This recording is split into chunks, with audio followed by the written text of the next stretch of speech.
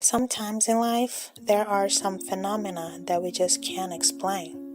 Mariana, that seems to have woken up from a long and deep sleep, got up from her bed, made out of raw wood, with a mattress built up from dry grass, involved with big leaves, and tied up with liana all around. The house where she lived in had nothing but a grimy sink and an equally grimy and shabby bathroom. The cold had set in. It snowed outside, and throughout the gaping shattered glass window, the wind would bring the snowflakes inside the house, pouring all over Mariana's bed and body. Mariana's body ached. She felt haste. Her pupils contracted at the moment she started through the window, which showed the whitish landscape. The sky was gray. The trees were covered in snow. All she wore was a long blue lace dress embroidered with white flowers. Her feet had no protection. She was barefooted. She had nobody around whatsoever. Nobody to turn to. Just the cold was around. Mariana went out to search for a coat or a blanket or a pair of shoes. She went out to look for somebody that could help her to find her parents, or that at least knew their whereabouts. Maybe she could find them. She called out for someone, but the only sound that she could hear was the sound of the non-deciduous tree leaves that swung as the wind blew fiercely. "Is there anybody there?" No one answered. But how could a normal person just be in the cold, freezing woods, so improperly dressed and unprotected, and still have not succumbed? She kept going and found a huge frozen lake, surrounded by fluffy white snow, some trees scattered around, and some moose. When she thought she wouldn't find anyone, she saw in the distance an old, bowed, and bent man tapping his cane on the frozen lake. She approached herself to the old man, and before she could even ask anything, he said, "I know that you're sad and worried that your parents haven't come back yet, Mariana, and that you blame yourself for having turned them in. Well, do you know where they're headed for? I woke up and they were not at home. They have been gone for hours and hours. Do you know them? Who are you, by the way?" "Well, you should be ashamed of yourself, you sassy, lazy, despicable of a girl. Your parents were overwhelmed by your ingratitude and complaints every single day. You wanted to live like a princess. Always took them for granted. You turned them in. You had the intention to harm them, didn't you? Now feel the weight of being lonely, stranded, and sad. I hope they'll never accept you back." Mariana couldn't understand this old man's rudeness all of a sudden, when all she had done was to ask him a simple question. Outraged with his manners, she asked, "Who are you? And how do you know about my parents? Why are you being so rude to me, your old and impolite man?" "Just know that you can never run away from me, your little brat. I'll always be with you." And he vanished, leaving no tracks. Mariana looked around, and all she could see was the white wiredness that surrounded her, and all she could hear was the wind that blew strongly.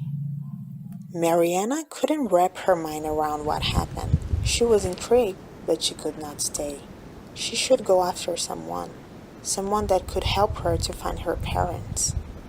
As she kept going through the thick, cold, and snowy forest, the blizzard pushed her back as she tried to go forward. The snow came right at her face and landed on her eyelashes, causing her vision to blur and diminish, making it harder to find her way. As she passed by a large tree, one of the branches scratched her right arm and hooked into her long hair. As she turned herself back to unhook it, She faced straightly an old, ugly, and creepy lady. Her skin was full of wrinkles. Her eyes were white. She had long, dark, and pointy nails, and wore a dark hood. She grabbed Mariana by the arm firmly. Her nails scratched and stung Mariana's arm, leaving marks. With a horrible breath, she looked at Mariana very closely in the eyes and said, "I know that you're frightened of being alone, of starving to death, of dying frozen in your bed without anybody to help you out. You are afraid that your parents won't ever come back. You know that you've been a bad girl, and deep down, you know that you deserve all that you've been through lately. You have that angel face, but the truth is that you are a hideous person. Grumpy, egotistical, complainer, ungrateful. Your parents did everything they could so you wouldn't starve, get sick, be unsheltered. They even would give you their clothes so you wouldn't be cold. But just when you lose everything you got, you start to miss it and to wish you hadn't taken it all for granted. And I'm sorry to be the bearer of bad news, but today is the day you'll be alone, hungry, sick, cold, unprotected, lost, and nobody will be there for you." You see? You had it all, but you never valued it. And for that, you're going to pay. Going to burn in hell. You're going to die alone.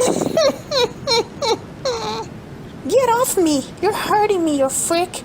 Screw you and leave me alone!" yelled Mariana while crying and pulling off her arm from the creepy old lady's hand. The old lady busted a long, loud, and evil laugh and said, "Everything you're going through now and still are going to go through later on will hurt way more than my hand squeezing your fragile brat's arm. Ain't no escape for you. Because when you're a bad person, sooner or later you're going to pay for what you did to others. The reckoning time is just getting started. There's no way out." The girl left running without looking back. The blizzard made it harder to see what was ahead of her. Crows started to fly around her and pick her face, her hair, her arms, and her hands as she tried to push them away. She stumbled upon a liana that wrapped one of her legs, dragged her through the snowy ground, suspended her, and left her upside down. That's when she started to listen to several voices telling her, "You are the one to blame. Everything that is happening is your fault." Things started to turn around and fade. The liana looses and she fell straight to the ground. She covered her ears, closed her eyes, and cringed while screaming to stop. When she opened them up, everything was normal. There were no longer voices perturbing her. The blizzard and the birds were gone. The tree that got her suspended was just a normal one, and she had no marks or bruises of the attacks she just suffered. Although she was not wearing appropriate clothes for the harsh winter, she wasn't cold and she was still alive. She kept going. After walking for 1 hour and a half, she found a waterfall that hadn't frozen yet. The sky was overcast. The freezing wind blew on her face. She closed her eyes quietly while listening to the relaxing sound of the waterfall. She thought over about everything that happened. She remembered how ungrateful of a daughter she was, how her parents did everything they could to give her a better life, and yet all she could do was to complain about how poor they were, and how she hated her life and to live with them, and how she wished she could have been born in a rich family. She even asked frequently why they had her if they wouldn't be able to give her a good life. She would never help in anything whatsoever. She wouldn't help with the house chores, and she would never help to get supplies. All she could do was complain. But we all know that when you are bitter in life, all life can give you back is bitterness. Life always fires back. She felt overwhelmed with guilt. Tears streamed down from her eyes. The cold would be unbearable for anyone, but she didn't feel it. Why is that? All those thoughts and regrets weighed on her mind so heavily. She didn't have her parents with her any longer. She was far from home, she was ravenous, and had nobody to feed her. She was lonely and had nobody to comfort her. She was sad and had nobody to cheer her up or give her love. Well, I was happy and I didn't know. Even with little, I had it all, and a profound sadness took over her. She felt dizzy, she fainted, and she fell down into the waterfall. Her body was carried by the water. She felt like drowning, not just in water, but into her sorrow and regrets. But she couldn't even die. She had to look for them. She had to look for her parents. She woke up, coughing the water out, lying on the floor. The waterfall had led her to an open and snowy field, and although it was still snowing, the sun lighted right across her face. She opened her eyes and she saw a house, but this time it's not an ugly, scary, and old house like Mariana's, but a beautiful one. It sounded cozy and happy. It reflected the rays of the sun, making it seem like a vision in the middle of nowhere. She crawled towards the house, but the closest she tried to get, the more the house pushed away from her. Would that even be real? After so many bad things that happened, would that finally be something good? Maybe that's why it was getting away from her. She got up and started to walk, and then to walk fast, and then to run. But the phenomenon kept going on and on. All the time she tried to get closer, the further it would get.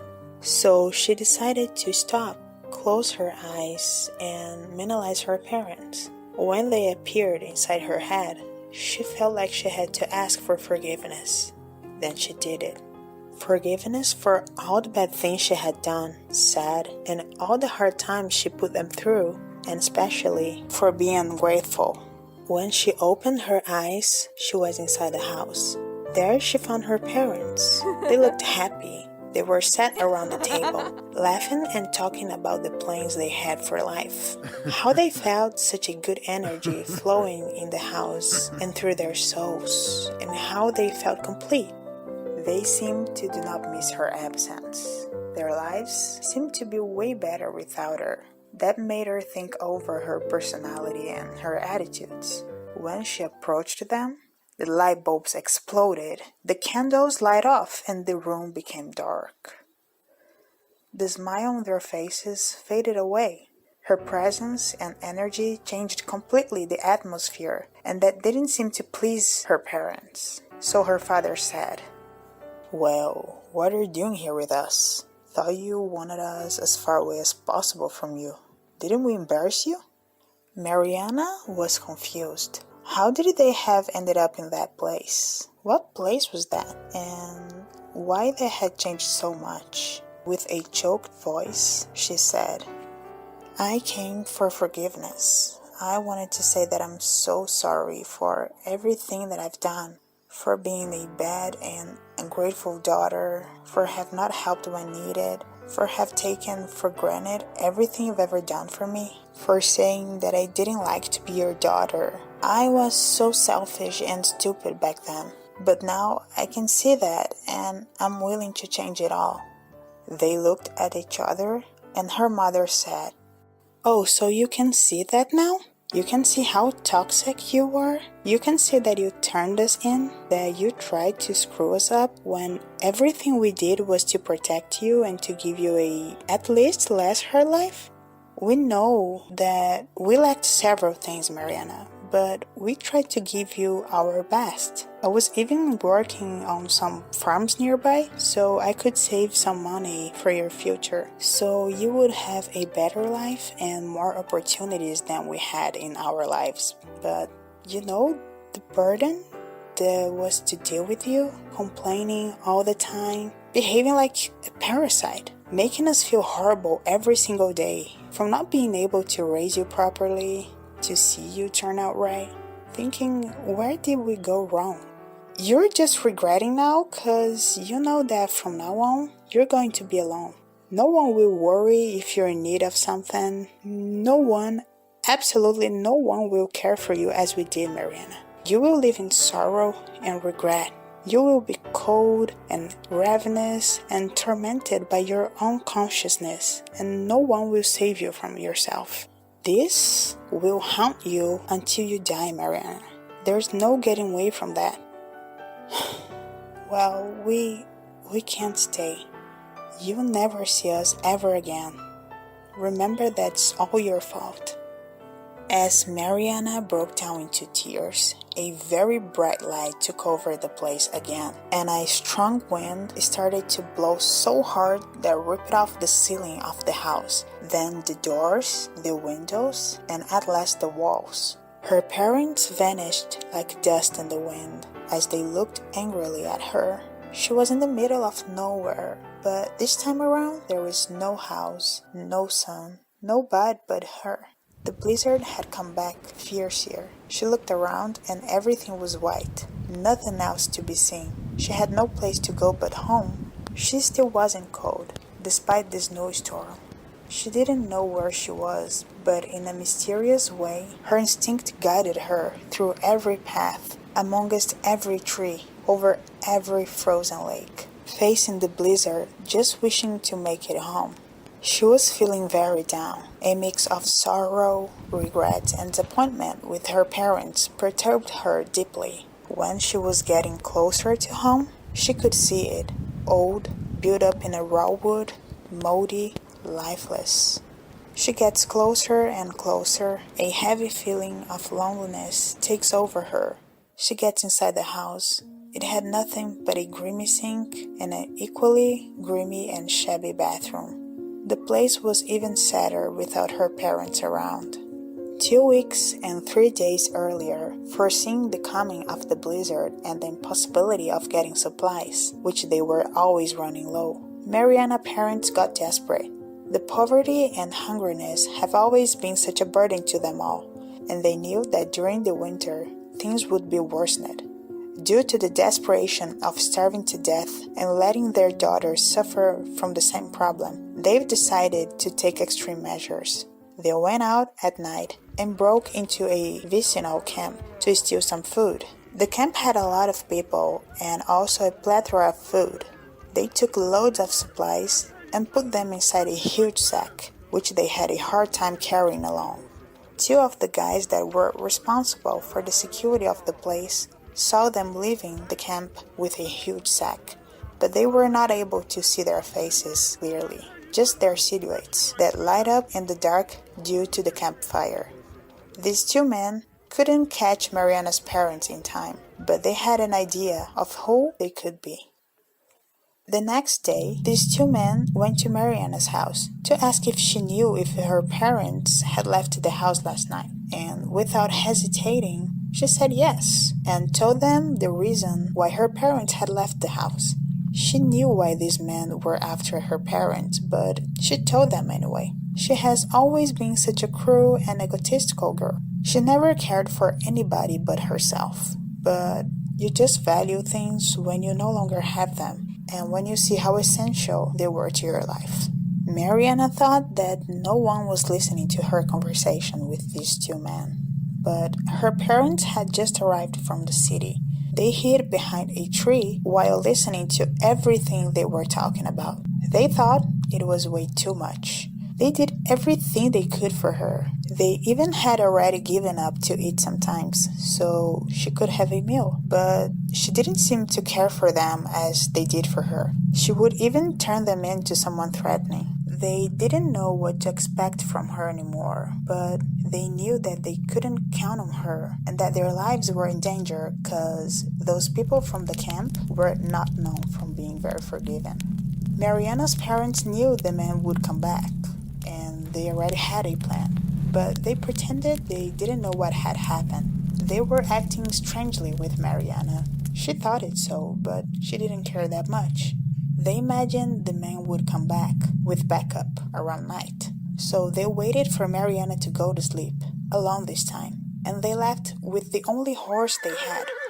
When the man arrived, They had been already gone for 2 hours, and this time Mariana didn't know where they could be.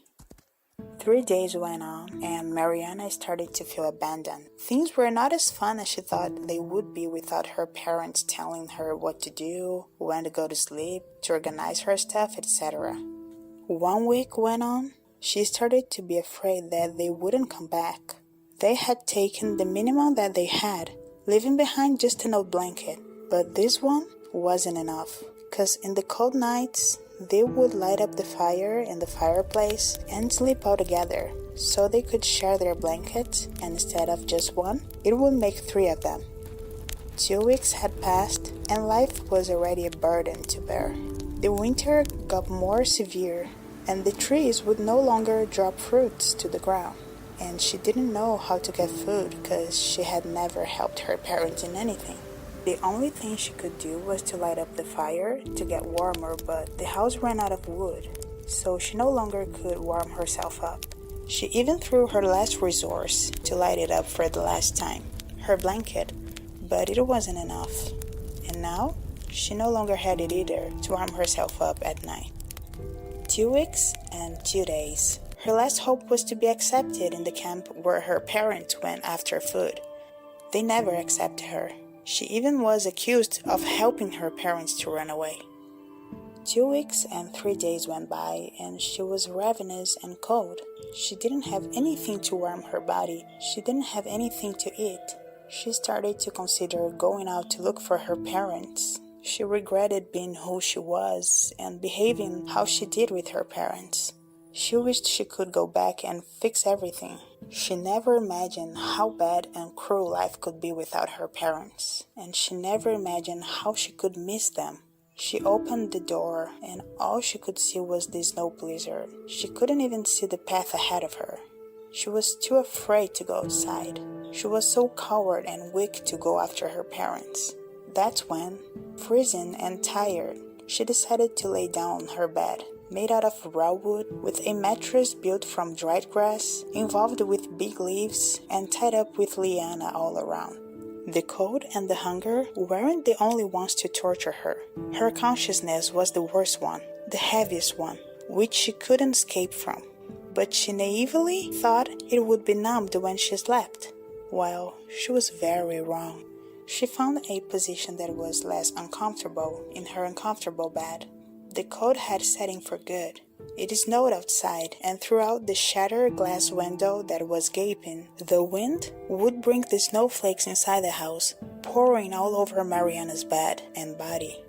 She slept and dreamed she wasn't a coward. Therefore, in her dream, she decided to go after her parents. She opened the door, went outside, and called for someone. But the only sound she could hear was the sound of the non-deciduous trees' leaves that swung as the wind blew fiercely. In her dream, she found a frozen lake that represented how cold she felt inside. She even found her consciousness in the form of an old, bald, bent, and rude man which would never leave her alone. Going further, she met her fear in the form of an old and creepy lady. She felt dominated by it, haunted, trapped, and all those feelings took the form of crawl specks and trapping lianas. Even the snow blizzard could be seen as a representation of her future's uncertainty. Despite the fact she was wearing just a lace dress and was lacking food, she would never feel cold or hungry. That's because it was all just a dream, and in spite of all psychological aspects of it, she couldn't feel everything as it would be in the real life. The hopelessness and the incertitude regarding finding her parents caused her to be led by destiny, like a waterfall, that led her where she needed to be. But she knew she was a traitor, an ungrateful daughter, and that even if she was able to find them, they probably would be disappointed in her. But she felt like she had to apologize to them. When she finally found her parents, she told them what she would have told them in real life. But what she heard back was just what she thought she deserved to hear.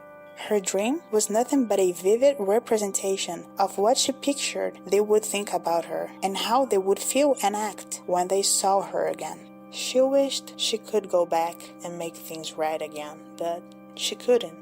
She dreamed that she got back home, but no one was there. In the real world, one last tear streamed down Mariana's face, and it froze right after.